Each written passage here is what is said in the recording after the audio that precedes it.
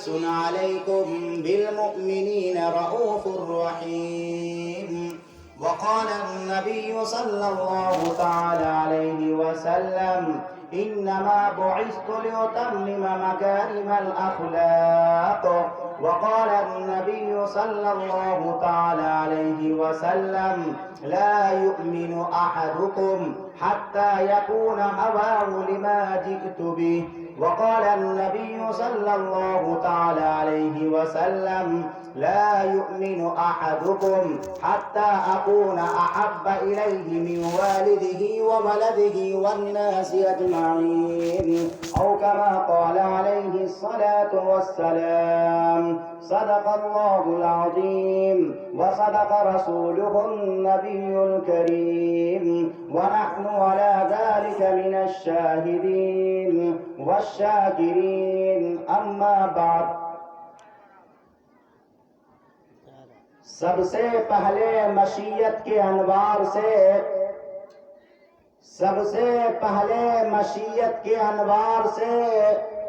نقش روئے محمد بنایا گیا. سب سے پہلے مشیت کے انوار سے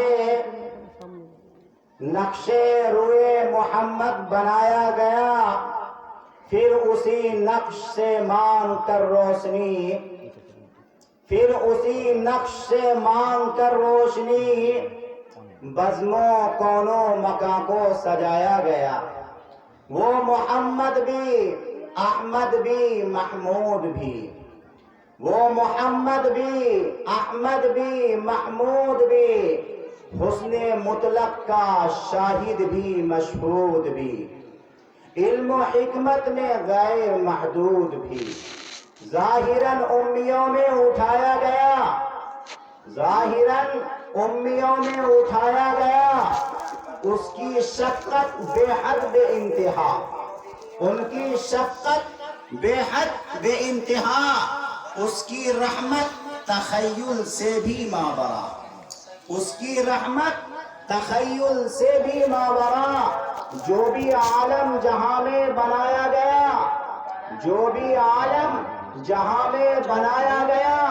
اسی کے رحمت سے اس کو بسایا گیا. حشر کا غم مجھے کس لیے ہو اے قاسم. حشر کا غم مجھے کس لیے ہو اے قاسم. حشر کا غم مجھے کس لیے ہو اے قاسم. میرا آقا ہے وہ، میرا مولا ہے وہ، جس کے دامن میں جنت بسائی گئی. جس کے دامن میں جنت بسائی گئی، جس کے ہاتھوں میں کوثر لٹایا گیا. جوانوں، یہ صدائیں آ رہی ہے آبشاروں سے. جوانوں، یہ صدائیں آ رہی ہے آبشاروں سے. چٹانیں چور ہو جائے جو ہو عزم سفر پیدا. کی محمد سے وفا تو نے تو ہم تیرے ہیں. کی محمد سے وفا تو نے تو ہم تیرے ہیں. یہ جہاں چیز ہے کیا لوح و قلم تیرے ہیں. قابل قدر حضرات معزز سامعین کرام، اسٹیج پر تشریف فرما. حضرات معزز و مکرم و مقدس عظیم المرتبت علماء کرام، مجلس میں تشریف فرما. ہمارے بزرگان کرام، ہمارے نوجوان بھائیوں، عزیز بچوں، پردہ نشین میری ماں اور بہنوں، ماشاءاللہ آپ کی سنجیدگی کو دیکھ کر اور آپ کی متانت کو دیکھ کر اور آپ کے ادب کے تمام پہلو کو ملحوظ رکھتے ہوئے دیکھ کر حضرت تھانوی رحمت اللہ علیہ کی بات ہمیں یاد آتی ہے. حضرت تھانوی رحمت اللہ علیہ نے فرمایا کہ جلسہ سننے والے 3 شخص ہوتے ہیں جو جلسہ سننے کے لیے آتے ہیں. ایک شخص وہ آتے ہیں جو صرف دیکھتے ہیں کہ جلسے میں کتنی بھیڑ بھاڑ لگی ہوئی ہے، کتنی تعداد ہے، اور اس کے بعد بھیڑ بھاڑ دیکھ لیتے ہیں اور اس کے بعد چلے جاتے ہیں. दूसरे आदमी वो आते हैं जो देखते हैं कि तकरीर करने वाले का चेहरा कैसा है और तकरीर करने वाले की बात पर ध्यान नहीं देते हैं, उसकी जबान से कौन सी बात निकल रही है और कैसी कीमती बात निकल रही है, इसके ऊपर उसे ध्यान नहीं है, बल्कि मुकर्रीन को देख लेते हैं, खुतबा को देख लेते हैं और उसके बाद चले जाते हैं। तीसरे वो होते हैं जो इस नीयत से आते हैं और इखलास के साथ आते हैं कि हम चले जा रहे हैं, आज के बाद अपनी जिंदगी के अंदर तब्दीलियां लाएंगे, अपनी जिंदगी के अंदर इनकलाब बर्पा कर देंगे और अपनी जिंदगी के अंदर चेंजिंग ले आएंगे। जैसा कि अभी आपने सुना, गुज़िश्ता जलसा से फायदा ये हुआ कि चंद आदमी के अंदर, दिलों के अंदर शरीयत घुस चुकी है और शरीयत दाखिल हो चुकी है, वो नमाजी बन चुके हैं। और याद रखिए, कोई आदमी बारगी तौर पर कोई आलिम नहीं बन सकता और कोई बड़े बड़े इबादत तक नहीं पहुंच सकता। आपने देखा है, जब कोई दरिया होता है और कोई समंदर हुआ करता है, उसके अंदर पानी थोड़ा थोड़ा गिरता है और पानी गिरते गिरते फिर वो दरिया की शक्ल इख्तियार करता है। इसीलिए कहा जाता है, कतरा कतरा दरिया में शबर, यानी पानी का कतरा गिरा और गिरने के बाद वो दरिया की शक्ल इख्तियार कर लेता है। दूसरी बात, हम आपके सामने एक अफसोस की बात करना चाह रहे हैं। जलसा बर्खास्त और खत्म होने से पहले पहले एक पर्ची मेरे पास आई है। इस पर्ची के अंदर लिखा हुआ है कि हमारे ही साथियों में से, हमारे ही बुजुर्गों में से किसी के हाथ में मोबाइल था, अचानक उसकी आंख लग गई, उसकी आंख लगी और चोर ने अपना काम कर लिया। लेकिन यकीनी बात है, ये दीनी जलसा है और ये दीनी मजलिस है, यहाँ चोर नहीं आ सकता है। कोई भी किसी के हाथ से अगर मोबाइल लिया है या किसी जगह पर पाया है तो याद रखिए, वो चोरी की नीयत से नहीं ले सकता, वो हिफाजत की नीयत से उठाया है।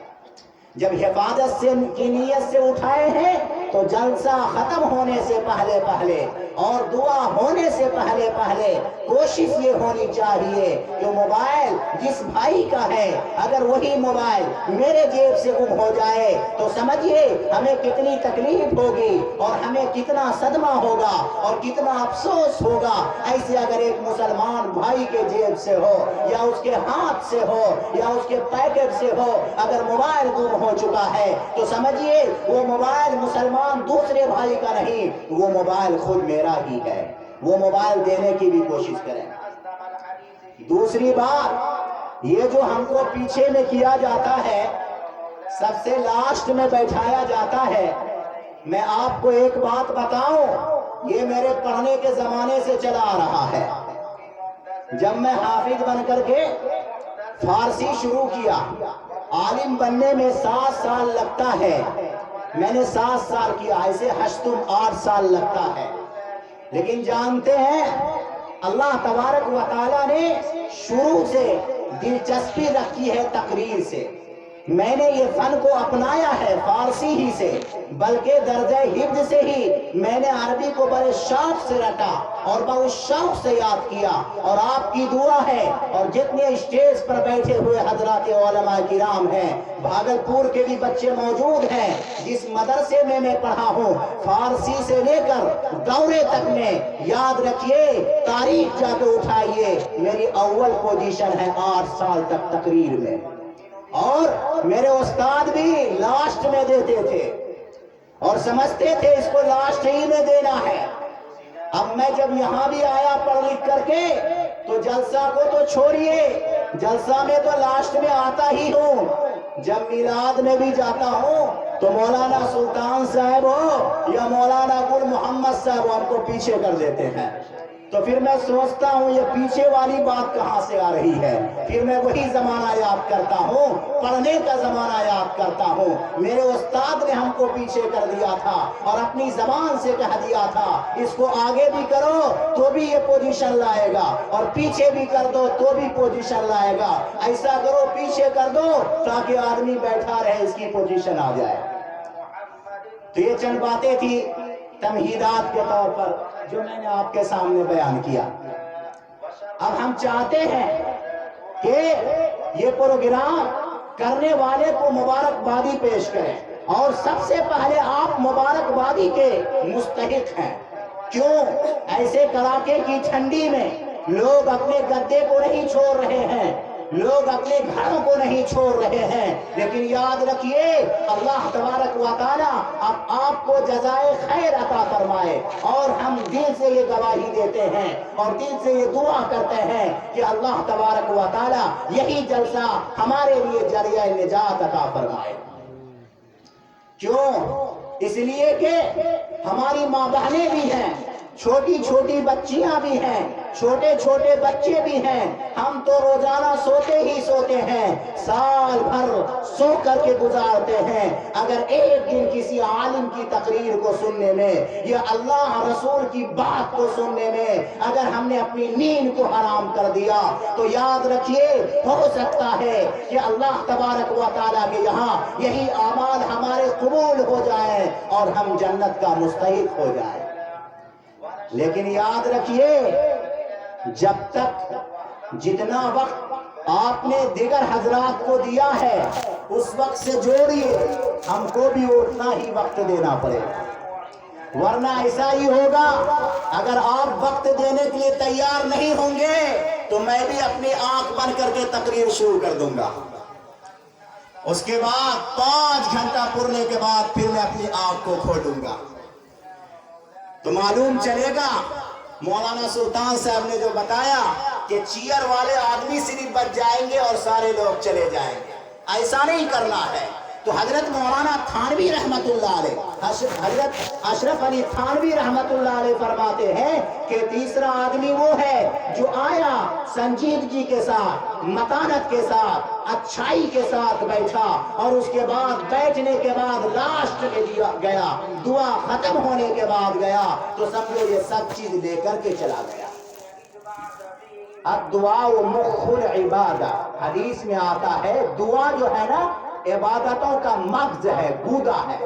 जैसे एक आदमी का सर है, अगर इसमें अकल नहीं होगी तो याद रखिए अगर अकल नहीं होती है, अकल का तवाज़ुन खराब हो जाता तो पागल कहलाता है। ऐसे दुआ है हमारी जितनी भी बातें हो रही है, कुरान और हदीस की बातें हो रही है, लेकिन याद रखिए असल चीज जो है वो दुआ है। इसलिए हिम्मत के साथ, हौसले के साथ, शैतान के बहकावे पर नहीं बल्कि शैतान की कमर को तोड़ना है और इस इरादे से बैठना है कि जब तक इंशाअल्लाह सूरज निकल जाए लेकिन जब तक दुआ नहीं होगी हम मजलिस से नहीं उठेंगे ना इंशाअल्लाह। एक बात और जानते हैं अल्लाह के रसूल जनाबे मोहम्मद रसूलुल्लाह सल्लल्लाहु अलैहि वसल्लम तिरमिज़ी शरीफ के अंदर इरशाद फरमाते हैं मन लम यशकुरिन नास लम यशकुरिल्लाह, जो लोगों का शुक्रिया अदा नहीं करेगा वो अल्लाह तबारक व तआला का शुक्रिया अदा नहीं करेगा। क्यों? मैं इस प्रोग्राम के नौजवान को और इसके कारकुनान को और उनके निगराह को और इनके जिम्मेदार को जिन्होंने पैसा दिया है, जिन्होंने हौसला दिया है और जिन्होंने हिम्मतें दी है, जिन्होंने इस काम में हाथ बटाया है, दुआ करें कि अल्लाह तबारक व तआला आपको मरने के बाद यहाँ बदला नहीं दुनिया में जो भी बदला मिल जाए अल्लाह तबारक व तआला आपको मरने के बाद अच्छा बदला अता फरमाएंगे। ये प्रोग्राम तो हमारे यहाँ होना ही चाहिए। लोग क्रिकेट का प्रोग्राम करते हैं, लोग किसी और चीज का प्रोग्राम करते हैं, लेकिन याद रखिए उसमें पैसे खर्च हो जाते हैं, सवाब नहीं मिलता है। लेकिन ये चीज ऐसी है इसमें पैसे भी खर्च होते हैं, सवाब भी मिल जाता है। اور نیکی بھی مل جاتی ہے۔ میں چاہتا ہوں اپنی بات کو آگے لے کے چلیں۔ آپ نے سنا کہ جناب محمد رسول اللہ صلی اللہ علیہ وسلم کے طرف جس چیز کی نسبت کر دی جاتی ہے اس چیز کی تعریف کرنا بھی سیرت کہلاتی ہے۔ پوری تقریر کا خلاصہ اور پوری تقریر کا لب و لباب جو آپ سمجھ سکتے ہیں یہی ہے کہ آپ صلی اللہ علیہ وسلم کی جس چیز کی طرف نسبت کی جائے اس کو بیان کر دینا یہ نبی کی سیرت ہے۔ جناب محمد رسول اللہ صلی اللہ علیہ وسلم کے طرف مدینہ منورہ کی نسبت کر دی جائے اور پھر مدینہ منورہ کی تعریف کر دی جائے یہ نبی کی سیرت ہے۔ مکہ مکرمہ کی نسبت جناب محمد رسول اللہ صلی اللہ علیہ وسلم کی طرف کر دی جائے یہ بھی نبی کی سیرت ہے۔ پہاڑ کی نسبت جناب محمد رسول اللہ صلی اللہ علیہ وسلم کی طرف کر دی جائے اور پہاڑ کی خوبصورتی اور پہاڑ کی عظمت کو بیان کرنا یہ بھی نبی کی سیرت ہے۔ صحابہ کی نسبت جناب محمد رسول اللہ صلی اللہ علیہ وسلم کی طرف کر دی جائے اور صحابہ کی عظمت کو اور ان کی شان کو، ان کے کمالات کو، ان کے اخلاق کو، ان کے اتباع کو، ان کے عادات کو بیان کر دینا یہ بھی نبی کی سیرت ہے۔ ایک شاعر عربی شاعر ہے انہوں نے 40,000 جناب محمد رسول اللہ صلی اللہ علیہ وسلم کی شان میں شعر لکھتے ہیں 40,000 اور اس کے بعد آخر میں یہ کہتے ہیں لا يمكن الثناء كما كان حقه لا يمكن الثناء كما كان حقه بعد از خدا تو ہی قصہ مختصر۔ اس کا مطلب یہ ہوا کہ وہ شاعر یہ کہہ رہا ہے کہ میری عقل ختم ہو گئی، میری ہاتھ کی طاقت ختم ہو گئی، میری عقل کی پرواز ختم ہو گئی، روشنائی قلم کی ختم ہو گئی، لیکن جناب محمد رسول اللہ صلی اللہ علیہ وسلم کی تعریف اور توصیف اور آپ صلی اللہ علیہ وسلم کی مدح مکمل نہیں ہوئی۔ آئیے جنہوں نے جناب محمد رسول اللہ صلی اللہ علیہ وسلم سے محبت کی تو اس کا کیا مقام ہے سنیے۔ حضرت سفینہ رضی اللہ تعالی عنہ ایک صحابی ہیں، ایک مرتبہ ملاقات کے لیے اور دیکھا کرنے کے لیے آپ صلی اللہ علیہ وسلم کے پاس چلے جا رہے ہیں۔ راستے میں جنگلی علاقہ ہے، جنگل ہے، جیسے ہی گزر رہے ہیں اچانک جنگل سے ایک شیر نکلتا ہے اور وہ شیر پھاڑ کھانے والا شیر ہے، شیر ببر ہے۔ حضرت سفینہ رضی اللہ تعالیٰ عنہ پر حملہ کر دیتا ہے، حضرت سفینہ بچتی ہے اور اس کے بعد فرماتا ہے حضرت سفینہ رضی اللہ تعالیٰ عنہ او شیر تو جانتا ہے کہ میں کون ہوں؟ شیر کہتا ہے، زبان ہلاتا ہے، سر ہلاتا ہے اور پوچھتا ہے کہ بتا تو کون ہے؟ حضرت سفینہ رضی اللہ تعالیٰ عنہ فرماتے ہیں کہ میں جناب محمد رسول اللہ صلی اللہ علیہ وسلم کا غلام ہوں۔ اتنا کہنا تھا کہ کتابوں میں لکھا ہے۔ اس بات کو سن کر کے وہ شیر اپنی دم کو ہلانے لگتا ہے، اپنے سر کو ہلانے لگتا ہے اور اپنے پشت کو حضرت سفینہ کے سامنے پیش کر دیتا ہے اور سر سے اشارہ کرتا ہے کہ چلو تو نے جناب محمد رسول اللہ صلی اللہ علیہ وسلم کے ہونے کی گواہی دی ہے، آؤ میرے پشت پر بیٹھ جاؤ۔ حضرت سفینہ بیٹھ جاتے ہیں اور مدینہ تک پہنچتے ہیں اور یہ شیر راستے میں مدینے کے راستے میں چھوڑ دیتے ہیں۔ حضرت سفینہ جناب محمد رسول اللہ صلی اللہ علیہ وسلم کے پاس جاتے ہیں اور جانے کے بعد پوچھتے ہیں یا رسول اللہ، یا حبیب اللہ، یا نبی اللہ، آج ہمارے ساتھ ایک عجیب و غریب واقعہ پیش آیا ہے۔ آپ صلی اللہ علیہ وسلم نے پوچھا کہ بتاؤ کون سا واقعہ پیش آیا ہے، کون سا واقعہ پیش آیا ہے؟ تو حضرت سفینہ فرماتے ہیں کہ میں سفر کر رہا تھا، راستے میں جنگل سے گزرا، دیکھا ایک شیر ببر ہے، پھاڑ کھانے والا جانور ہے، ہمارے اوپر حملہ کرنا چاہتا ہے۔ میں نے اپنی زبان سے ایک مرتبہ کہہ دیا کہ تم جانتے ہو کہ میں کس کا غلام ہوں، جناب محمد رسول اللہ صلی اللہ علیہ وسلم کا غلام ہوں۔ اتنا کہنا تھا کہ وہ شیر اپنے پشت کو اور اپنے پیٹھ کو بچھا دیتا ہے اور اپنی دم کو ہلانے لگتا ہے اور آ کر کے کہتا ہے میرے اوپر بیٹھ جا یا رسول اللہ۔ وہ اپنی زبان سے کچھ کہہ رہا تھا جس کو میں نے سمجھ نہیں سکا۔ آپ صلی اللہ علیہ وسلم نے ارشاد فرمایا کہ میں بتاؤں تمہارے آنے سے پہلے پہلے حضرت جبریل علیہ السلام آئے تھے، حضرت جبریل علیہ السلام تشریف لائے تھے۔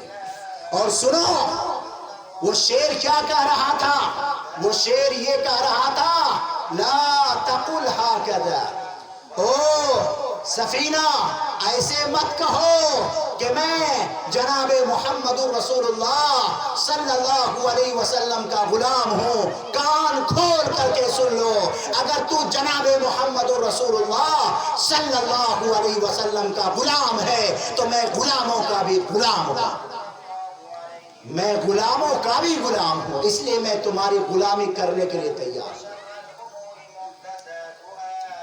یہ ایسا موقع اور ایسی محبت جانور بھی انسان سے کر رہے ہیں، کیوں؟ اس لیے کہ صحابہ کی زندگی میں جناب محمد رسول اللہ صلی اللہ علیہ وسلم کی محبت تھی۔ آگے سنیے، ایک صحابی ہیں جن کا نام زیاد بن سکن رضی اللہ تعالیٰ عنہ ہے۔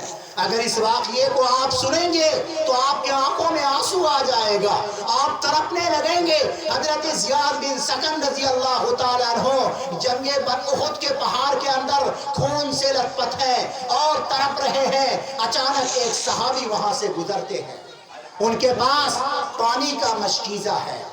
اس کے بعد حضرت زیاد بن سکن رضی اللہ تعالیٰ عنہ اشارہ کرتے ہیں کہ ایسا کرو پانی میرے پاس لے آؤ۔ وہ صحابی پانی کا مشکیزہ اور پانی کا مٹکا لے کر کے وہاں پہنچتے ہیں۔ حضرت زیاد بن سکن رضی اللہ تعالیٰ عنہ فرماتے ہیں کہ دیکھو میرا مرنے کا وقت قریب ہو چکا ہے، میں خون میں لت پت ہو چکا ہوں، میری جان کنی کا عالم ہے، ایسا کرو ایسا کرو ایسا کرو ذرا ہمیں پانی پلا دو۔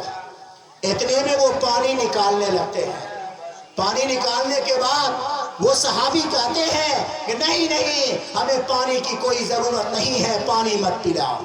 اس کے بعد وہ کہتے ہیں جو پانی کا مشکیزہ لے کر کے آیا ہے وہ کہتے ہیں کہ آپ نے پانی مانگا اور آپ کا آخری وقت ہے اور آپ پانی نہیں پینا چاہ رہے ہیں، آخر آپ کیا چاہ رہے ہیں؟ میں آپ کو دودھ پلاؤں گا، میں آپ کو لسی پلاؤں گا، میں آپ کی مرہم پٹی کروں گا، میں آپ کا علاج و معالجہ کروں گا۔ سنیے اس صحابی کے اوپر حضرت زیاد بن سکن رضی اللہ تعالیٰ عنہ کے واقعات کو سنیے۔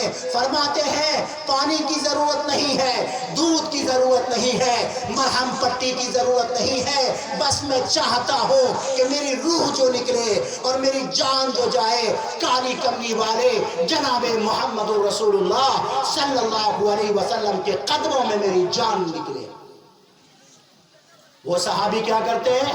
پانی کے مشکیزے کو پھینکتے ہیں اور حضرت زیاد بن سکن رضی اللہ تعالیٰ عنہ کو اپنے کاندھے پر اٹھاتے ہیں۔ اٹھانے کے بعد لے کے چلے جا رہے ہیں دربار رسالت میں، آپ صلی اللہ علیہ وسلم کے پاس لے جا رہے ہیں۔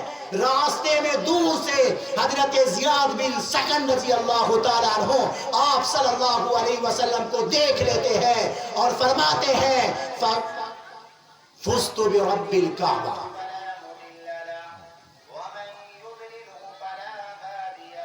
فرماتے ہیں اترکین، ہم کو چھوڑو، اور اس کے بعد کہہ رہے ہیں فزت ورب الکعبہ، رب کعبہ کی قسم، رب کعبہ کی قسم، رب کعبہ کی قسم، ہمیں چھوڑ دے، ہم بالکل کامیاب ہو چکے ہیں۔ وہ صحابی چھوڑ دیتے ہیں، کھسکتا ہوا لڑھکتا ہوا قریب پہنچتا ہے جناب محمد رسول اللہ صلی اللہ علیہ وسلم کے دربار میں پہنچتا ہے اور اپنا رخسار کو اور اپنے گال کو آپ صلی اللہ علیہ وسلم کے قدموں میں ڈال دیتا ہے۔ قدموں میں ڈالنا تھا، آپ صلی اللہ علیہ وسلم نے ٹھنڈک محسوس کی. فرمایا من انتا, تو کون ہے؟ حضرت زیاد بن سکن رضی اللہ تعالیٰ عنہ فرماتے ہیں انا زیاد بن سکن, میں زیاد بن سکن ہوں. اس کے بعد آپ صلی اللہ علیہ وسلم نے اس صحابی کے بارے میں فرمایا او میرے صحابیوں گواہ رہو, میں زیاد بن سکن کو دیکھ رہا ہوں کہ وہ جنت میں جا رہے ہیں. کہاں جا رہے ہیں؟ میں اس کو دیکھ رہا ہوں کہ جنت میں جا رہے ہیں. نکل جائے دم تیرے قدموں کے نیچے, نکل جائے دم تیرے قدموں کے نیچے, زندگی کی آخری حسرت ہے ساقی, زندگی کی آخری حسرت ہے ساقی. بھائیو, حضور پاک صلی اللہ علیہ وسلم کی زندگی میں جتنی پریشانیاں آئی ہیں اور جتنے آزمائشیں ہوئی ہیں اور جتنے امتحانات سے پار ہونے پڑے ہیں کہ شاید کہ ہم اس کی امت ہو کر کے اگر اتنی پریشانی آ جاتی تو ہم تھرا جاتے, ہم کانپ جاتے, ہم بھڑک جاتے, ہم بہت جاتے. لیکن سنیے, ایک مرتبہ کم بخت ابو جہل جناب محمد رسول اللہ صلی اللہ علیہ وسلم کے دربار میں آتا ہے. آپ صلی اللہ علیہ وسلم کی رحمت کو دیکھیے, حضور پاک صلی اللہ علیہ وسلم کی وہ شان دیکھیے. ہزاروں سلام نازل ہو, ہم آپ صلی اللہ علیہ وسلم کے قدموں کے دھول کو اپنے آنکھوں میں لگاتے ہیں. سنیے اس واقعے کو. ابو جہل آتا ہے, مٹھی میں کچھ چیز لے کر کے آتا ہے اور آنے کے بعد کہتا اے محمد, اے محمد, اے محمد, بتا میری مٹھی میں کیا ہے. اگر تو بتا دے گا کہ میری مٹھی میں کیا ہے تو میں آج کے بعد تجھے آخری نبی مان لوں گا اور میں ایمان لے آؤں گا. جناب محمد رسول اللہ صلی اللہ علیہ وسلم نے ارشاد فرمایا او ابو جہل, میں بتاؤں کہ تمہاری مٹھی میں کیا ہے یا مٹھی کی چیز بتائے کہ میں کیا ہوں؟ او ابو جہل, میں بتاؤں کہ تمہاری مٹھی میں کیا ہے یا مٹھی کی چیز بتائے کہ مٹھی میں کیا ہوں؟ ایک آدمی بڑا عالم ہے, آپ کہیں گے نہیں آپ کو بڑا عالم نہیں مانوں گا, آپ بتائیے سر میں درد ہے کون سی دوائی کھانی پڑے گی؟ تو بھائی دوائی کوئی ڈاکٹر بتائے گا, ہاں کوئی مسئلے کی بات ہوگی تو پھر کوئی عالم بنائے گا, کوئی مفتی صاحب بتائے گا, لیکن دوائی کی بات نہیں بتائے گا. اور یہ بات نہیں ہے کہ اگر دوائی کے بارے میں بتا دیا تو آپ کو اس کی صلاحیت کے بارے میں اندازہ لگ جائے گا. نہیں نہیں, یہ علم جو ہے اللہ تبارک و تعالیٰ کے طرف سے ایک عطیہ ہے, جس کو چاہتا ہے وَمَا أُوتِيتُم مِّنَ الْعِلْمِ إِلَّا قَلِيلًا, جتنا بھی علم دے دیا جائے, اپنے وقت کا سب سے بڑا مفتی صاحب کیوں نہ بن جائے, سب سے بڑا عالم کیوں نہ بن جائے, لیکن یاد رکھیے جناب محمد رسول اللہ صلی اللہ علیہ وسلم سے بڑا عالم اور کوئی مفتی نہیں گزرا ہے اور اللہ سے بڑا کوئی عالم ہو ہی نہیں سکتا. اس کے بعد ابو جہل نے کہا اچھا چلو مٹھی کی چیز ہی بتا دے کہ میں کیا ہوں. اتنا کہنا تھا کہ مٹھی کی چیز سے اندر سے آواز آتی ہے, آپ لوگ بھی پڑھیے, اشہد ان لا الہ الا اللہ, اشہد ان لا الہ الا اللہ واشہد ان محمد رسول اللہ.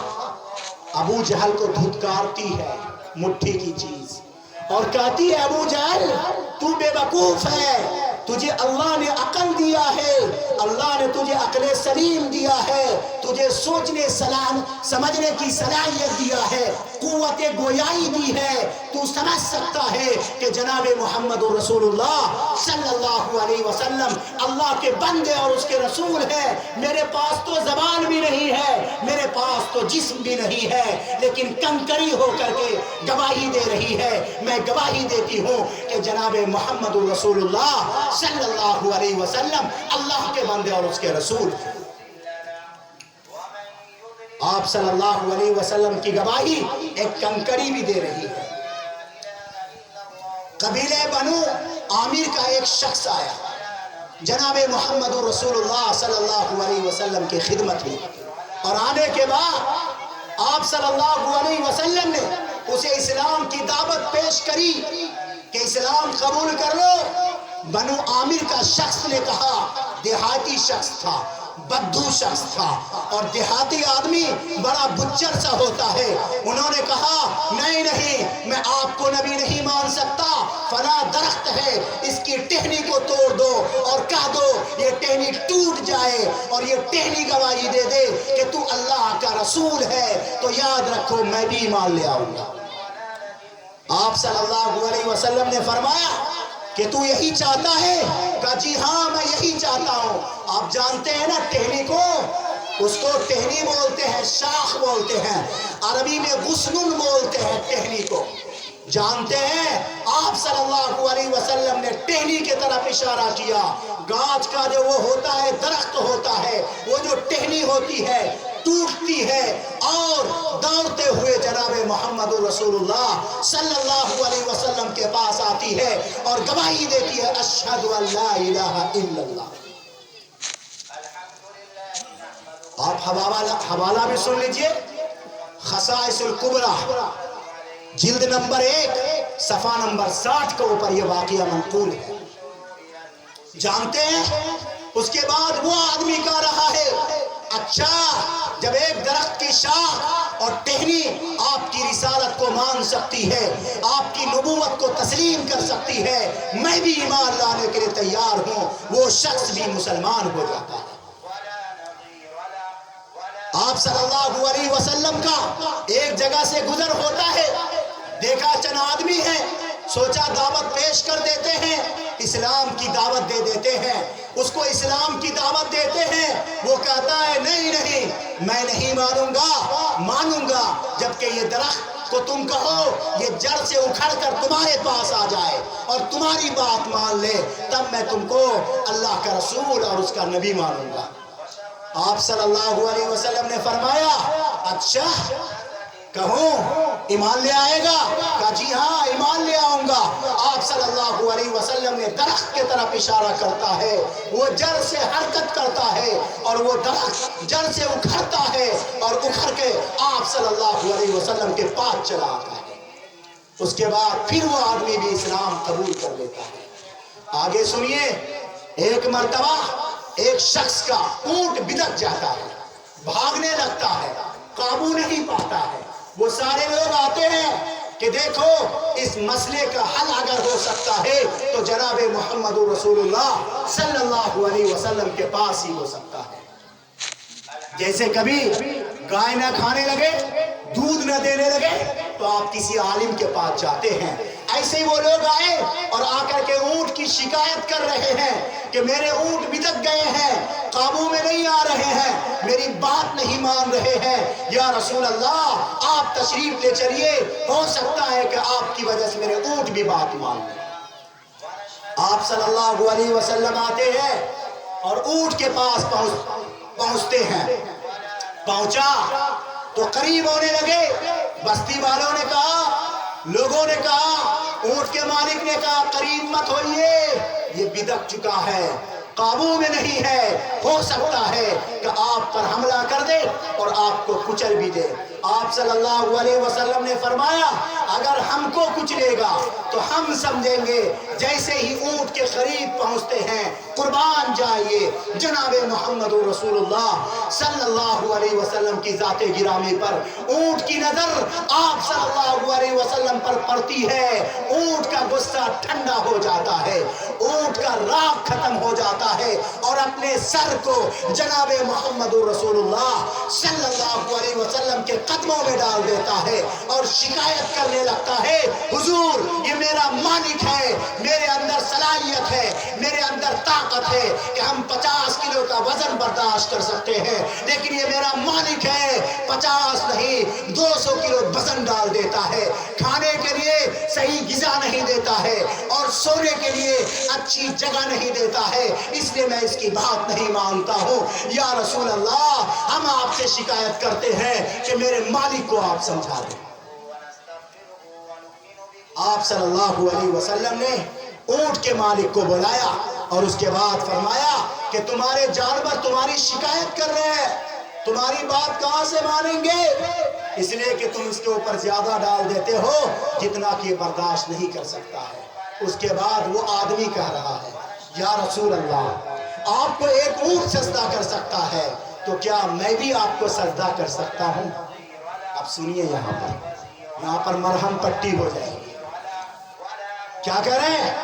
میں نے اونٹ کو دیکھا کہ وہ آپ کو سجدہ کر رہے ہیں تو کیا میں بھی آپ کو سجدہ کر سکتا ہوں؟ آپ صلی اللہ علیہ وسلم نے ارشاد فرمایا نہیں. اور سنیے مرنے کے وقت میں بھی حدیث موجود ہے. آپ صلی اللہ علیہ وسلم نے فرمایا تھا نماز قائم کرنا، عورتوں کے حقوق کو ادا کرنا، غلاموں پر رحم کرنا اور میری قبر کو پوجا پاٹ مت بنانا، سجدہ گاہ مت بنانا، میری قبر کو سجدہ گاہ مت بنانا. جب آپ صلی اللہ علیہ وسلم اپنی قبر کو سجدہ گاہ بنانے سے منع فرما رہے ہیں تو آگے آپ سمجھ سکتے ہیں کہ دنیا کے اس سے بڑی کوئی ہستی نہیں ہو سکتی آپ صلی اللہ علیہ وسلم کے ہستی کے سامنے، اور آپ صلی اللہ علیہ وسلم کی ذات کے سامنے، اور آپ صلی اللہ علیہ وسلم کی شخصیت کے سامنے کوئی نہیں ہو سکتی شخصیت. لیکن آپ صلی اللہ علیہ وسلم نے سجدہ سے منع فرمایا تو پھر پیر پیغمبر اور کہاں سے آ گئے؟ آپ نے فرمایا سنو، اگر اللہ کے بعد، سنو اللہ کے بعد اگر سجدہ کرنے کا حکم ہوتا تو میں ایک بیوی کو حکم دیتا کہ وہ اپنے شوہر کو سجدہ کرے، لیکن اللہ کے علاوہ کسی کو سجدہ کرنا جائز نہیں ہے. اس لیے میں کسی خواتین کو اور کسی عورت کو یہ اجازت نہیں دیتا ہوں کہ وہ اپنے شوہر کو بھی سجدہ کرے.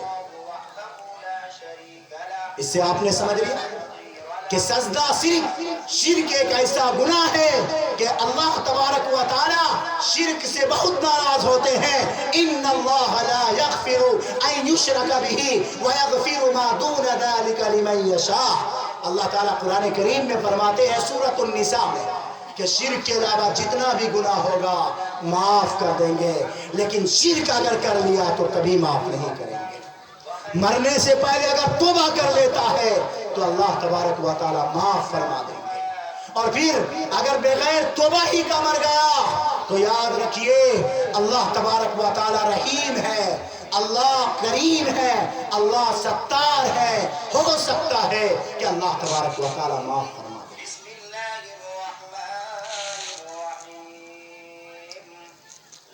یہ سوال ایک نہیں چند منٹ میں آپ کو اور بتاتا ہوں.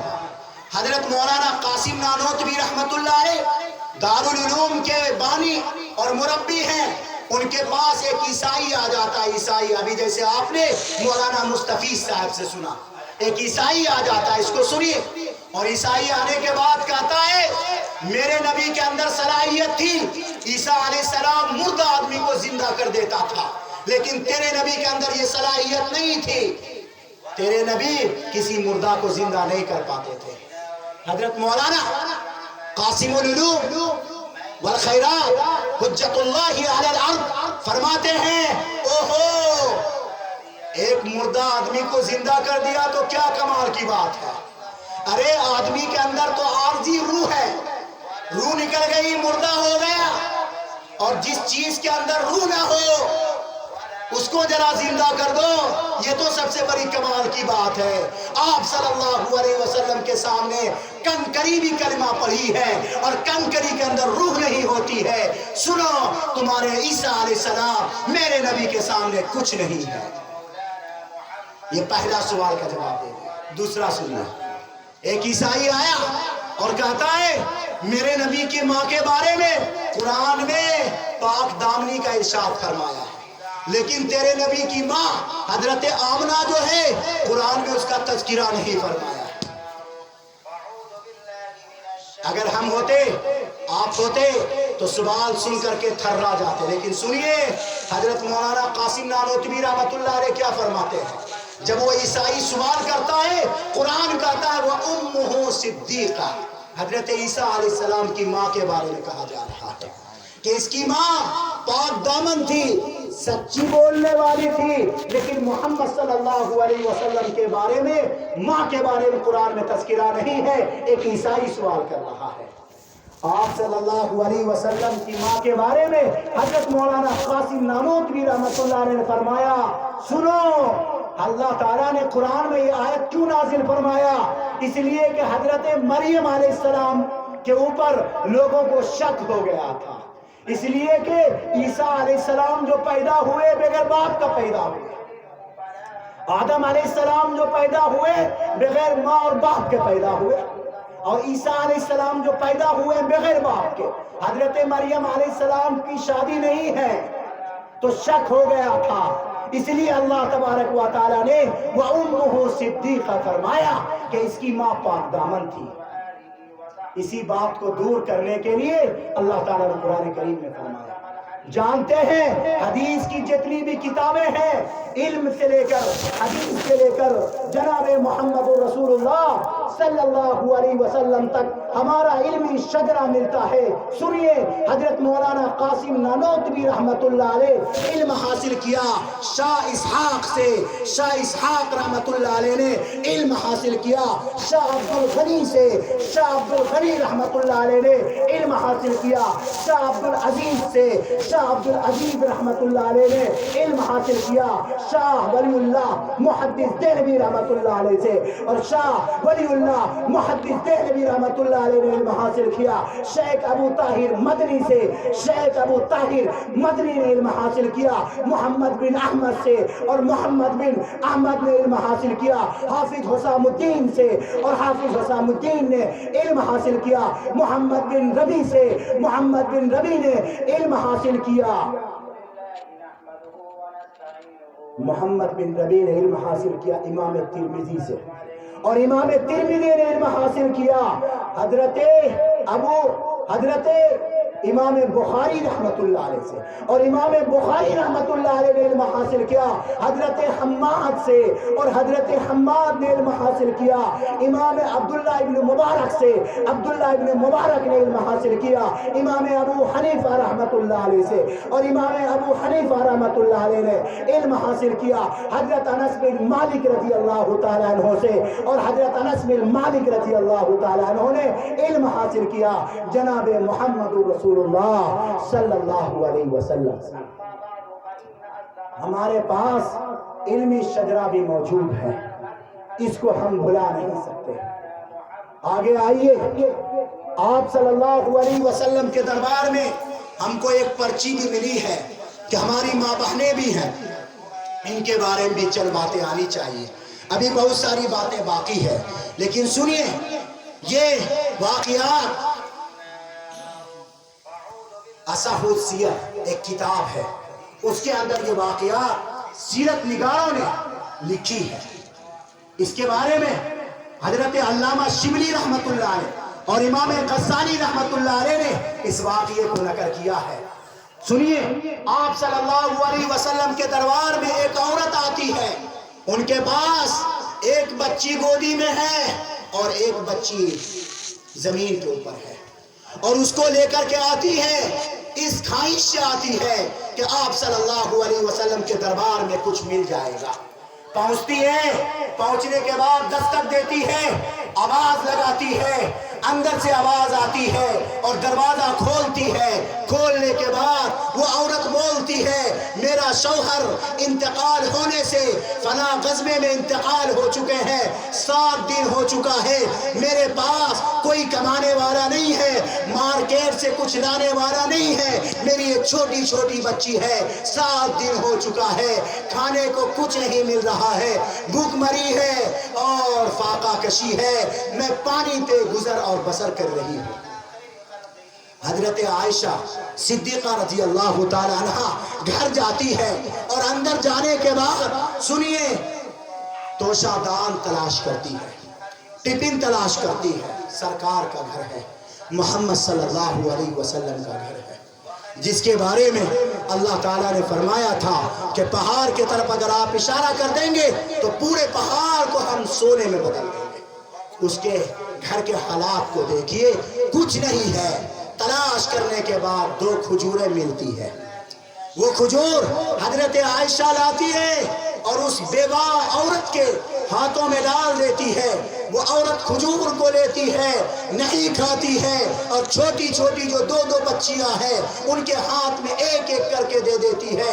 وہ چھوٹی چھوٹی بچیاں کھجور کو پکڑتی ہے اور ایسے لپکتی ہے جیسے کہ کوئی کتا ہو یا کوئی جانور ہو جو ایک ہفتے سے بھوکا ہو۔ وہ بچی منہ میں کھجور لیتی ہے اور کھا لیتی ہے، اور اس کے بعد حضرت عائشہ دیکھتی رہ جاتی ہے اور فرماتی ہے بہن تو بھی تو 7 دن سے بھوکی ہے، تو نے بچی کیوں کھجور کھلا دی اور خود نہیں کھائی، ذرا تو بھی کھا لیتی۔ وہ ماں جواب دیتی ہے، وہ ماں جواب دیتی ہے، وہ ماں کہتی ہے کہ بہن تو نہیں جانتی ہے، بچہ کھا لیا، بچی کا پیٹ بھر گیا، یاد رکھو میرا پیٹ بھر گیا۔ ماں کسی کے بھوک کو برداشت نہیں کر سکتی، اور خاص طور پر اپنے بچے کے بھوک کو برداشت نہیں کر سکتی۔ باپ اپنے بچے کو بھوک کو برداشت نہیں کر سکتا ہے۔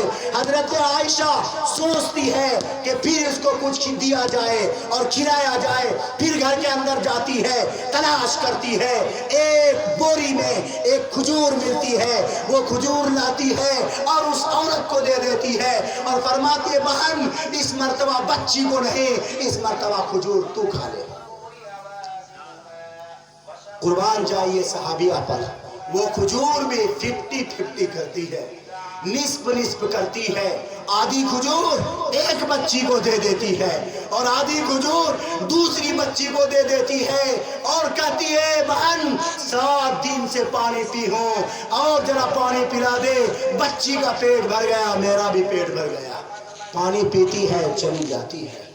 اتنے میں محسن انسانیت، شافی محشر، کالی کملی والے نبی، مدینے کے سرکار، تاجدار بطحہ، محمد عربی رحمت للعالمین، جناب محمد رسول اللہ صلی اللہ علیہ وسلم تشریف لے آتے ہیں۔ حضرت عائشہ آگے بڑھتی ہے اور فرماتے یا رسول اللہ آپ کے آنے سے پہلے پہلے عجیب و غریب واقعہ پیش آیا ہے۔ ایک عورت ہے جس کا شوہر فلاں جنگ کے اندر شہید ہو گیا ہے، کھانے کے لیے کچھ نہیں ہے، میں نے 2 کھجوریں دی، دونوں بچی کو دے دیا، پھر میں نے 1 کھجور دی، بچی کو دے دیا۔ یا رسول اللہ اس کے بارے میں کیا آپ کچھ فرما سکتے ہیں؟ سنیے، آپ صلی اللہ علیہ وسلم کے آنکھوں میں آنسو آ گئے، آپ صلی اللہ علیہ وسلم کی آنکھ تر ہو گئی اور فرمایا عائشہ، او عائشہ، عائشہ جاؤ اور اس عورت کو تلاش کر کے لاؤ، اگر مل جاتی ہے تو ٹھیک ہے، اور اگر نہیں ملتی ہے تو سنو اسے جنت کی بشارت دے دو کہ جناب محمد رسول اللہ صلی اللہ علیہ وسلم فرما رہے ہیں کہ تو جنتی ہے۔ کیا ہے؟ جنتی ہے، جس کو اللہ تبارک و تعالیٰ نے 2 لڑکیاں عطا فرمائی، ان کی تعلیم و تربیت اچھی سے کی ہو، سلیقے سکھایا ہو، اور آپ نے سنا قرآن کریم بھی پڑھایا ہو، آپ صلی اللہ علیہ وسلم کی حدیث ہے وہ جنت میں ضرور جائیں گے۔ کیا کریں گے؟ جنت میں ضرور جائیں گے۔ آگے ایک واقعہ اور سنیے، آج تک آپ نے اس واقعے کو سنا نہیں ہوگا۔ زمین تھرا جاتی ہے، آسمان کانپنے لگتا ہے، پہاڑ کے اندر لرزہ ہو جاتا ہے۔ عرب کے زمانے جاہلیت کا واقعہ ہے، ایسا واقعہ دنیا نے اپنی نظر سے کبھی نہیں دیکھی ہے۔ ایسا واقعہ ایک شخص آتا ہے آپ صلی اللہ علیہ وسلم کی خدمت میں اور آ کر کے کہتا ہے یا رسول اللہ میں نے بہت بڑا گناہ کیا ہے۔ آپ صلی اللہ علیہ وسلم نے فرمایا کہ کون سا گناہ کیا ہے؟ وہ کہتا ہے زمین سے بھی بڑا گناہ ہے، آسمان سے بھی بڑا گناہ ہے۔ کہا بتا تو کون سے گناہ کیا ہے؟ وہ کہتا ہے کہ میں بہت بڑا گناہ کیا ہوں، میرے دل سے بات نہیں نکل رہی ہے، میرے زبان پہ وہ بات نہیں چل رہی ہے۔ آپ صلی اللہ علیہ وسلم نے فرمایا کیا تو نے شرک کیا ہے؟ کیا تو نے شرک کیا ہے؟ وہ آدمی کہتا ہے نہیں میں نے شرک بھی نہیں کیا ہے، اس سے بھی بڑا گناہ کیا ہے۔ پھر آپ صلی اللہ علیہ وسلم نے فرمایا کیا تو نے جھوٹ بولا ہے؟ کہا نہیں میں نے جھوٹ بھی نہیں بولا ہے۔ پھر آپ نے فرمایا کیا تو نے اللہ کے ساتھ کسی کا کفر کیا ہے، یعنی کفر والا اعمال کیا ہے؟ کہا نہیں نہیں یہ بھی نہیں کیا ہے۔ کہا کیا تو نے زنا کیا ہے؟ کہا نہیں نہیں میں نے زنا بھی نہیں کیا ہے۔ کہا کیا تو نے کسی کو قتل کیا ہے؟ کہا نہیں نہیں میں نے قتل بھی نہیں کیا ہے، اس سے بھی بڑا گناہ کیا ہے۔ اب آپ سمجھئے کتنا بڑا گناہ کیا ہے۔ سنیے اس کو، میری بہن بھی غور سے سنے اور دل میں جگہ دے۔ تو آپ صلی اللہ علیہ وسلم نے فرمایا کہ ذرا بتاؤ کون سا گناہ ہے؟ کچھ لوگ کہتے ہیں کہ آپ صلی اللہ علیہ وسلم عالم الغیب ہے۔ اگر عالم الغیب ہوتے پھر پوچھنے کی کیا ضرورت تھی؟ عالم الغیب کا مطلب ہوا دل کے اندر جو باتیں ہیں وہ جان لیتے ہیں۔ آپ صلی اللہ علیہ وسلم نہیں جان رہے ہیں پھر پوچھ رہے ہیں۔ اس سے پتا چلا عالم الغیب صرف اللہ ہے، کوئی نہیں ہے۔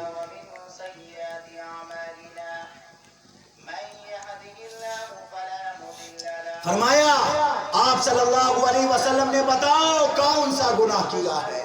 وہ کہتا ہے شادی ہونے سے 14 سال گزر گئے تھے، میرے پاس کوئی اولاد نہیں تھی، کوئی بال بچے نہیں تھے۔ اللہ تبارک و تعالیٰ نے 14 سال کے بعد ایک لڑکی عطا فرمایا،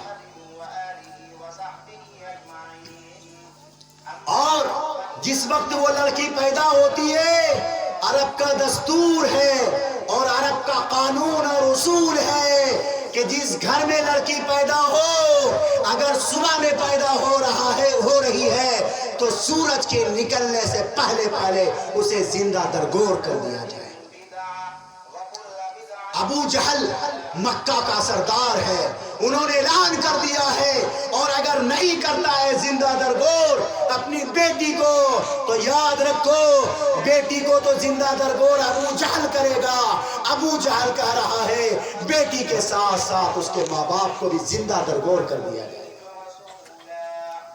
وہ آدمی کہتا ہے میری لڑکی، میری بیوی کہتی ہے کہ نہیں نہیں میں اپنے دل کے ٹکڑے کو اور اپنی لال کو اور اپنے نور نظر کو اور اپنے دل کے دھڑکن کو اور دل کے ٹکڑے کو ہم زندہ دفن نہیں کرنے دیں گے، نہیں کرنے دیں گے، نہیں کرنے دیں گے۔ اس کے بعد اس کی بیوی چھپاتی ہے، چھپا کر کے 3 سال تک پالتی اور پوستی ہے۔ 3 سال میں وہ بچی ہوشیار ہو جاتی ہے۔ اس کے بعد ایک دن بھنک لگ جاتی ہے، کس کو؟ ابو جہل کو بھنک لگ گئی کہ اس کے گھر میں لڑکی ہے، اور لڑکی پیدا ہونے کے بعد انہوں نے زندہ دفن نہیں کی ہے اور نہیں کیا ہے۔ اس کے بعد وہ آدمی مزدور آدمی تھا، گزر رہا ہے، چوراہے پر ابو جہل مل جاتا ہے، ان کی کلائی کو پکڑ لیتا ہے اور کہتا ہے تو ہم سے چھپاتا ہے اور جھوٹ بولتا ہے، تمہارے یہاں لڑکی پیدا ہوئی ہے اور اب تک تو نے اس کو زندہ درگور نہیں کیا ہے، کیا تو قریشی کے نام کو بدنام کرے گا؟ کیا ناک کو کٹائے گا؟ یاد رکھ، ابو جہل کہتا ہے یاد رکھ آج کے سورج غروب ہونے سے پہلے تو اپنی بیٹی کا سورج غروب کر دے، ورنہ یاد رکھ شام کے وقت میں آؤں گا تیرے گھر پہ، اگر لڑکی مل گئی اسے زندہ جلا دوں گا اور تمہارے گھر میں بھی زندہ جلا کر کے آگ لگا دوں گا۔ یہ آدمی یہ دھمکی آمیز بات کو سن کر تھرا جاتا ہے، کانپنے لگتا ہے۔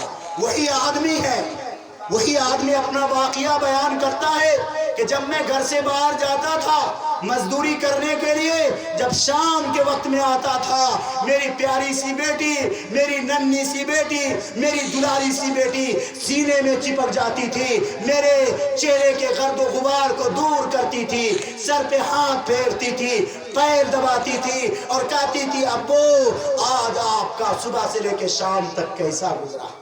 لیکن جب ابو جہل نے یہ بات کہا، دل کے اندر میری بیٹی سے نفرت پیدا ہو گئی۔ میں اپنے سینے کے اندر پتھر باندھ لیا اور سوچ لیا کہ آج چھوٹی بیٹی اور ننھی بیٹی کو سورج غروب ہونے سے پہلے زندہ دفن کر دیں گے۔ گھر میں داخل ہوئے باپ، بیٹی فوراً دوڑتی ہوئی جاتی ہے، سینے سے چپک جاتی ہے، گرد و غبار صاف کرنے لگتی ہے، باپ دھکا مار دیتا ہے اور کہتا ہے چل آج تو تیار ہو جا، میں تجھے تیرے ماموں کے یہاں لے کے جاؤں گا۔ اس کے بعد یہ لڑکی ادھر جاتی ہے، زمین پہ گر جاتی ہے چھوٹی سی بچی، اس کا باپ بے عمل کدال اٹھاتا ہے اور کدال اٹھانے کے بعد بیٹی سے کہتا ہے کہ چل میرے ساتھ، آج میں تیرے نانی کے یہاں پہنچا دوں گا اور تیرے ماموں سے ملاقات کرا دوں گا۔ چھوٹی سی بچی ہے، سمجھ نہیں پاتی ہے، عقل نہیں ہے، اپنے باپ کے ساتھ ہو جاتی ہے۔ اس کا باپ اپنی بیٹی کی انگلی کو پکڑتا ہے اور کدال ہاتھ میں لیتا ہے، کندھے پہ رکھتا ہے اور جنگل کا رخ کر لیتا ہے۔ جب جنگل کے طرف پہنچتا ہے تو چھوٹی بچی جاتے جاتے پوچھتی ہے کہ ابو کہاں چلے جا رہے ہو؟ جنگل میں کہیں نانی کا گھر ملے گا، جنگل میں کہیں ماما کا گھر ملے گا، یہاں تو کچھ دکھائی نہیں دے رہا ہے، پہاڑی میں کیا دکھائی دے گا؟ یہاں تو قبر ہی نظر آ رہے ہیں، میدان نظر آ رہے ہیں، کچھ نظر نہیں آ رہے ہیں۔ بیٹی بول رہی ہے، چلا رہی ہے، لیکن باپ کے دل میں پتھر پڑ چکا ہے اور پتھر پسیجنے والا نہیں ہے، کچھ نہیں سن رہا ہے۔ جا کر کے بیٹی کو بیٹھاتا ہے، کدال لیتا ہے، زمین کھودنا شروع کر دیتا ہے، کھودنے لگتا ہے، زمین کھود رہا ہے، مٹی اچھل رہی ہے، چہرے پر پڑ رہی ہے، کپڑے پر پڑ رہی ہے۔ چھوٹی بچی دوڑ کر کے آتی ہے، چہرے پر سے مٹی کو صاف کرتی ہے، کپڑے پر سے مٹی کو صاف کرتی ہے اور بیٹی کہتی ہے او مٹی میرے باپ کے چہرے کو کیوں گندی کر رہی ہے، او مٹی میرے باپ کے کپڑے کو کیوں گندی کر رہی ہے۔ آخر ایسے چلاتی رہتی ہے، جانیے سنیے، قبر تیار ہو جاتی ہے، عمیق گڑھا تیار ہو گیا۔ گڑھا تیار ہو جانے کے بعد اب وہ آدمی آپ صلی اللہ علیہ وسلم کو سنا رہا ہے اپنے سارے واقعات کو، جنہوں نے کہا تھا کہ زمین اور آسمان سے بھی بڑا گناہ کیا۔ وہ سنا رہا ہے کہ جب قبر تیار ہو گئی، گڑھا تیار ہو گیا، میں نے اپنی بیٹی کو بلایا بہانے سے کہ بیٹی آؤ ذرا میں گھر تیار کیا ہوں، دیکھو تو ذرا گھر کیسا ہے۔ جیسے میری بیٹی قریب آتی ہے اور گڑھے کے پاس پہنچتی ہے، میں ان کے ہاتھ کو پکڑتا ہوں اور اپنے سینے پر پتھر رکھ کر اس کو گڑھے میں ڈال دیتا ہوں اور اوپر سے مٹی ڈالنا شروع کر دیتا ہوں۔ بیٹی چلاتی ہے، بیٹی چیختی ہے، بیٹی روتی ہے، بیٹی تڑپتی ہے کہ ابو ابو ابو میری غلطی کیا ہے، میری خطا کیا ہے، میری بھول کیا ہے، میرا قصور کیا ہے، آخر میں نے کون سی غلطی کی ہے جس کی سزا میں آپ ہمیں زندہ دفن کر رہے ہیں۔ اتنا سن کر آپ صلی اللہ علیہ وسلم کے آنکھوں میں آنسو آتے، صحابہ کی آنکھوں میں آنسو آ جاتا، صحابہ رونے لگتے ہیں، آپ صلی اللہ علیہ وسلم رونے لگتے ہیں۔ پھر اس کے بعد وہ آدمی کہتا ہے میری بیٹی نیچے سے کہہ رہی ہے، قبر سے کہہ رہی ہے ابو ہمیں باہر نکالو، میں تمہارے دروازے پر نہیں جاؤں گی، پوری دنیا بھیک مانگوں گی، روٹی روٹی مانگوں گی، تمہارا دماد نہیں بننے دوں گی، لیکن مجھے ایسا مت کرو، مجھے زندہ دفن مت کرو، زندہ دفن مت کرو، میں تمہارے دروازے پر جانے کے لیے بھی تیار نہیں ہوں، میری زندگی کو بخش دے۔ وہ آدمی کہتا ہے کہ میں مٹی ڈالتا رہا، مٹی ڈالتا رہا، مٹی ڈالتا رہا، آخری میں وہ بچی ایک بات کہتی ہے، آخری میں وہ بچی کہتی ہے ابا اگر میری کوئی غلطی ایسی تھی جس کی سزا اور جس کے جرم میں آپ کو یہ عذاب دینا تھا تو لاسٹ میں اور آخری وقت میں میری پیاری ماں کو سلام تو کہنے دیتے، میری پیاری ماں کو ایک مرتبہ سلام تو کہنے دیتے، کہ میں زندگی سے جا رہی ہوں اپنی ماں کو سلام تو کہہ لیتی۔ آپ صلی اللہ علیہ وسلم نے اس بات کو سن کر کے اور رونے لگے۔ اس کے بعد اب وہ آدمی کہہ رہا سنیے کہ بچی کو دفن کرنے سے 40 دن گزر چکے ہیں، 40 دن، لیکن رات میں سوتا ہوں وہی چیخنے کی آواز، وہی چلانے کی آواز، اور وہی ڈکارنے کی آواز آتی ہے اور میری بیٹی نیند میں کہتی ہے اور خواب میں کہتی ہے ابا کل میدان محشر قائم ہوگا، آپ کا گریبان ہوگا اور میرا ہاتھ ہوگا اور جناب محمد رسول اللہ صلی اللہ علیہ وسلم کی محفل لگی ہوگی اور میں کہوں گا یہی میرا باپ مجرم ہے اور یہی میرا باپ قصوروار ہے جنہوں نے ہم کو زندگی میں زندہ رہنے کا حق نہیں دیا اور زندہ دفن کر دیا۔ یا رسول اللہ، یا نبی اللہ، یا نبی اللہ، میں نے بہت بڑا گناہ کیا ہے۔ ہمیں لگتا ہے کہ اللہ تبارک و تعالی ہمیں معاف نہیں فرمائے۔ آپ صلی اللہ علیہ وسلم نے ارشاد فرمایا نہیں ایسے مت بولو، مت گھبراؤ، لا تقنطوا من رحمت اللہ ان اللہ یغفر الذنوب جميعا۔ اللہ تعالیٰ 24ویں پارے کے اندر فرما رہے ہیں کہ اللہ کی رحمت سے مایوس مت ہو، اللہ سارے گناہوں کو معاف فرما دیں گے، لیکن شرط ہے تو نے جو یہ گناہ کیا ہے کفر کے حالت میں گناہ کیا ہے، اگر تو اسلام قبول کر لیتا ہے، کلمہ لا الہ الا اللہ محمد رسول اللہ صلی اللہ علیہ وسلم اگر پڑھ لیتا ہے تو یاد رکھو حدیث ہے الاسلام یہدم ما کان قبلہ، اسلام لانے سے پہلے جتنا بھی گناہ ہو چکا ہے اللہ تبارک و تعالیٰ اسے معاف فرما دیتے ہیں۔ کیا فرما دیتے ہیں؟ اسی وقت وہ آدمی مسلمان ہو جاتا ہے اور اللہ کا سچا اور پکا بندہ بن جاتا ہے۔ میرے بھائیوں، آج بھی ہوتا ہے، قرآن کہہ رہا ہے وَإِذَا الْمَوْءُودَةُ سُئِلَتْ بِأَيِّ ذَنبٍ قُتِلَتْ۔ مفتی صاحب ہے نا، یہاں پر بڑے بڑے علماء بھی بیٹھے ہوئے، پوچھئے مسئلہ پوچھتا ہے، کبھی کبھی عورتیں مسئلہ پوچھتی ہے، اللہ تبارک و تعالی ہمیں بار بار بچے دے رہے ہیں، کیا اس بچے کو ہم گرا سکتے ہیں، اس کو ساقط کر سکتے ہیں؟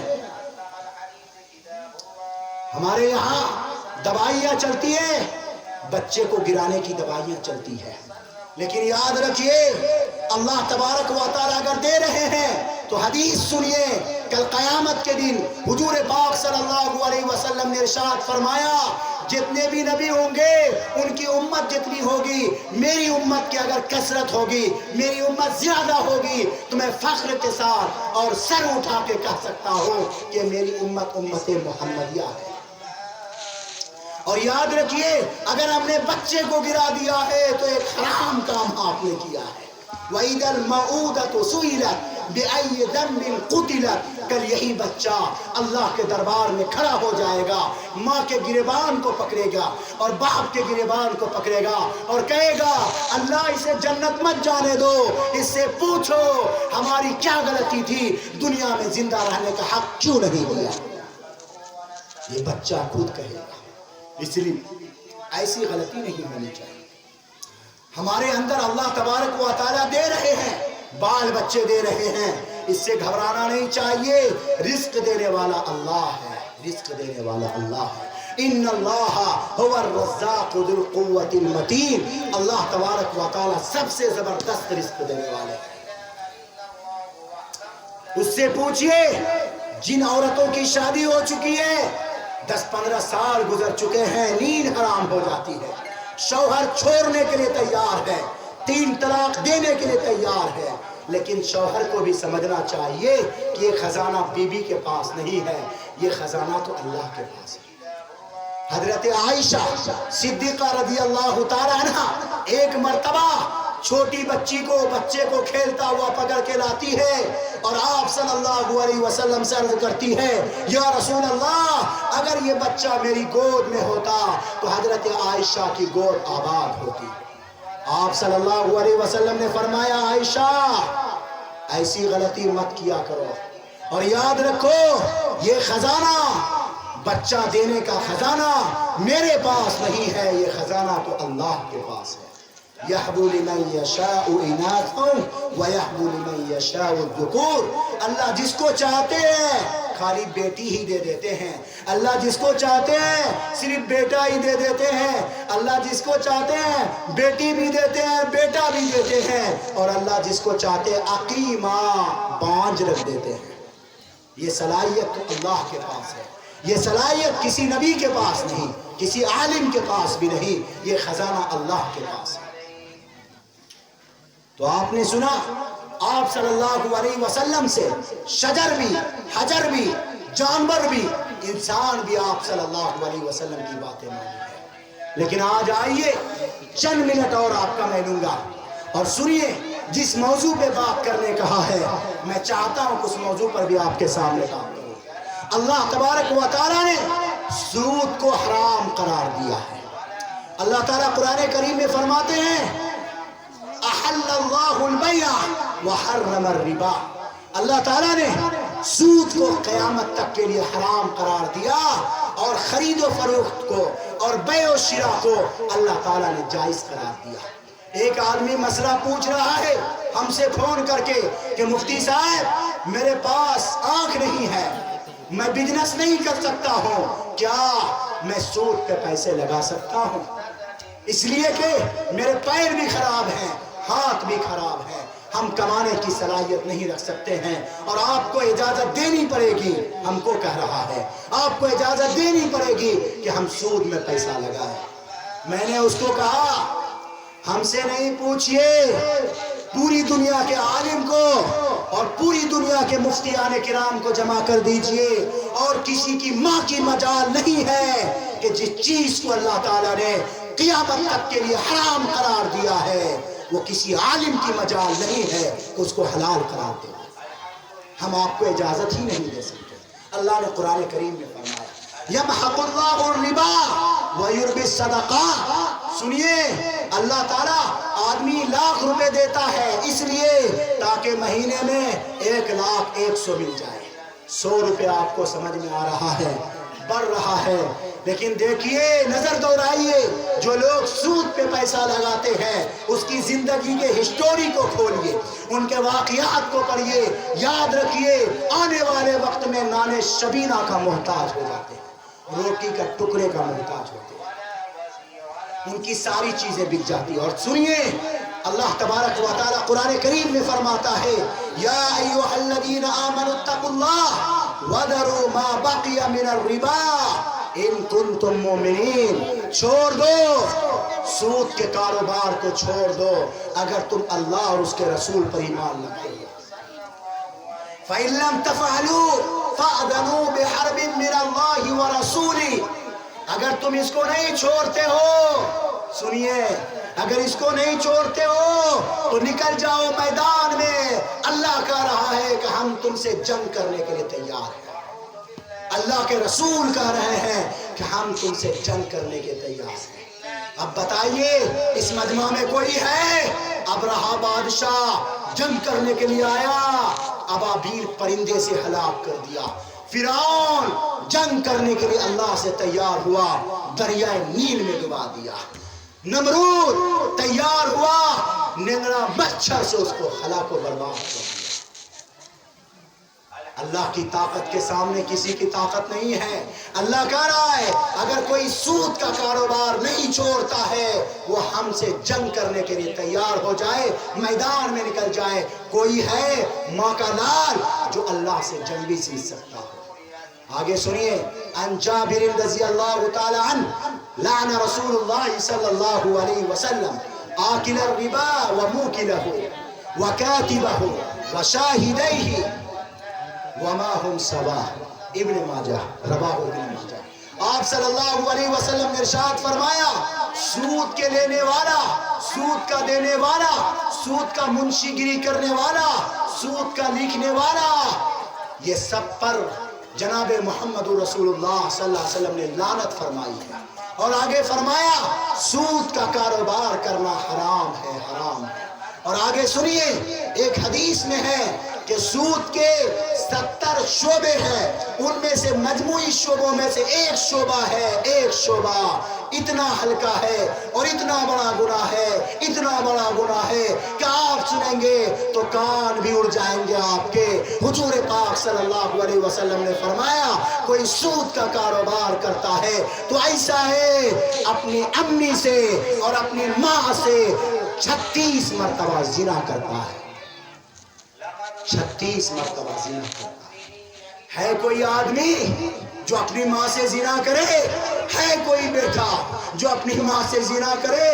ایسا نہیں ہو سکتا، کتنا بڑا گناہ ہے۔ اور سنیے، حضرت ابو ہریرہ رضی اللہ تعالیٰ عنہ فرماتے ہیں کہ معراج کے رات میں گیا، آپ صلی اللہ علیہ وسلم فرما رہے ہیں کہ میں جب معراج کی رات میں گیا تو دیکھا کچھ لوگوں کا پیٹ محلات کی طرح، بڑے بڑے پیٹ والے، بطنن بطون، عربی میں پیٹ بولتے بطن کو، بڑے بڑے پیٹ والے جیسے کارخانہ ہوتا ہے۔ حضرت جبریل علیہ السلام سے پوچھا آپ صلی اللہ علیہ وسلم نے، ارے ان لوگوں کا پیٹ اتنا بڑا کیوں ہے؟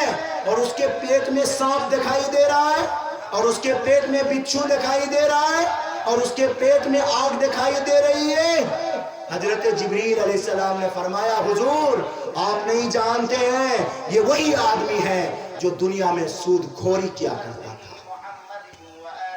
سود پہ پیسے لگایا کرتا تھا۔ خواجہ حبیب اجمیر رحمت اللہ علیہ بڑے ولی اللہ میں سے گزرے ہیں، حضرت حسن بصری رحمت اللہ علیہ کے خلیفہ میں سے ہیں، وہ سود پر پیسے لگاتے تھے۔ سنیے ان کا واقعہ، جانتے ہیں ایک مرتبہ سود کا پیسہ وصول کرنے کے لیے گئے، جس غریب آدمی کے پاس گئے ان کے پاس پیسے نہیں تھے، وہ مزدور کرنے چلے گئے تھے، مزدوری کے لیے، گھر میں اس کی بیوی تھی، یہ جاتے ہیں اور کہتے ہیں سود کا پیسہ نکالو، تمہارے یہاں مہینہ لگ چکا ہے، سال ہو چکا ہے۔ وہ بیچاری قدم پہ گر جاتی ہے، معاف کر دو میرا شوہر غریب ہے، کماتا ہے، روٹی کھاتی ہوں ورنہ کچھ نہیں کھاتی ہوں، نہیں ابھی تجھے دینا پڑے گا۔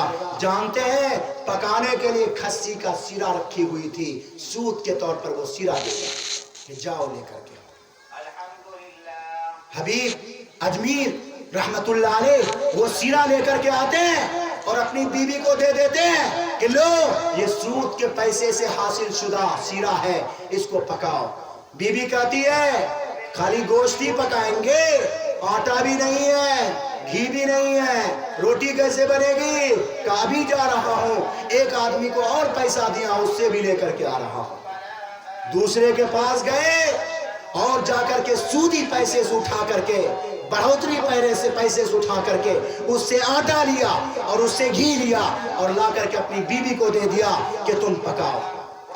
بیوی کھانا بناتی ہے اور جانتے ہیں اتنے میں یہ باہر نکلتا ہے کسی پہاڑ پر ٹہلنے کے لیے، چھوٹا چھوٹا بچہ اسکول جا رہا تھا، دیکھا دور سے کہ پہاڑ پر حبیب اجمیری کھڑے ہیں، فرمایا وہ دیکھو آدمی کے خون چوسنے والا ہے، سود خور ہے، اس کو حبیب اجمیر کہا جاتا ہے۔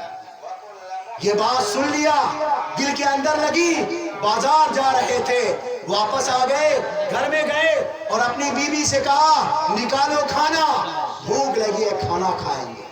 سنیے، بیوی جیسے کھانا نکالتی ہے اور گوشت کے ہانڈی کو کھولتی ہے، اللہ اکبر، حدیث کے اوپر عمل کیجئے، اس عمل کو چھوڑیے، جب ہانڈی کھول دی اور ڈھکن کھولتی ہے تو سیرا نہیں خون نظر آ رہا ہے، خون، صرف خون نظر آتا ہے۔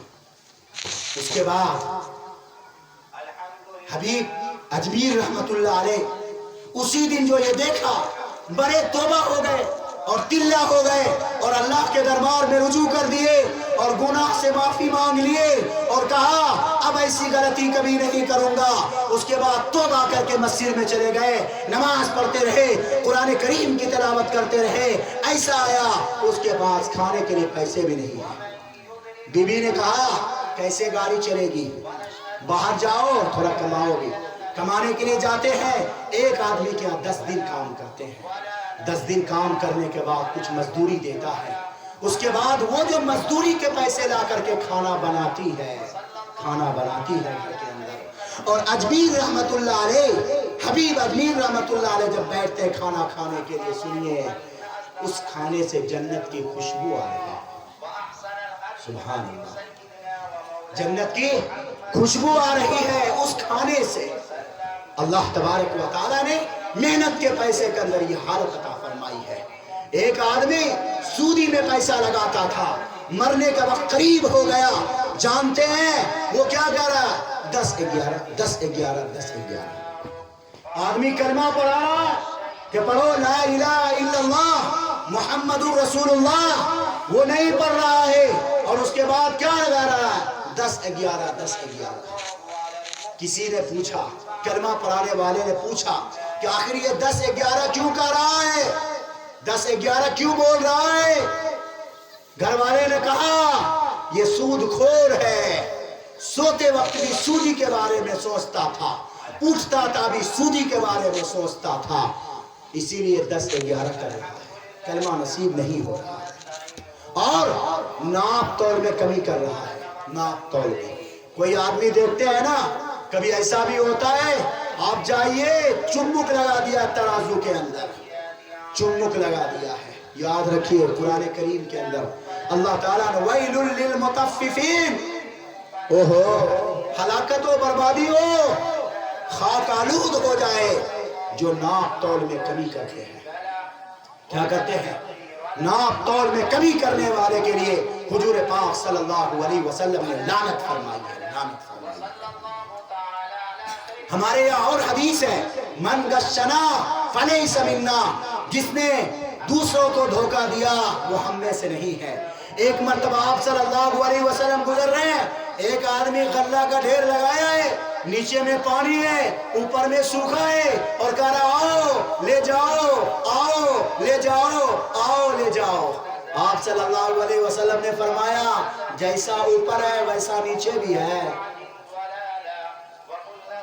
पूछ रहे हैं जैसा ऊपर है वैसे नीचे भी है।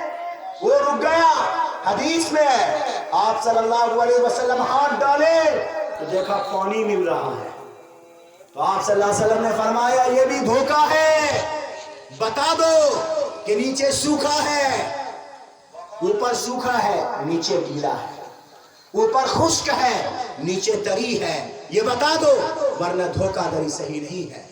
जिस इमाम को हम लोग मानते हैं उस इमाम का नाम इमाम अबू हनीफा रहमतुल्लाह अलैह, कपड़े के बड़े ताजिर थे। फरमाते थे नौकर से कि कपड़ा बेचने जा रहे हो, अगर कपड़ा में ऐब है तो बता दिया करो कि फला जगह ऐब है, पैसा कम ले लिया करो। ऐसा नहीं कि पूरे पैसे में दे दिया और उसके बाद धोखे में पड़ा दिया, ये सही नहीं है। मन गशना फलैसा मिन्ना, आप सल्लल्लाहु अलैहि वसल्लम ने इरशाद फरमाया जो धोखा दिया वो हम में से नहीं है, वो कामिल मोमिन नहीं है, वो कामिल मोमिन नहीं है। आगे चलिए, ये तो चंद बातें थी सूद की। हमारे यहाँ धीरे धीरे नौजवानों तबकों में एक रिवाज चल रहा है।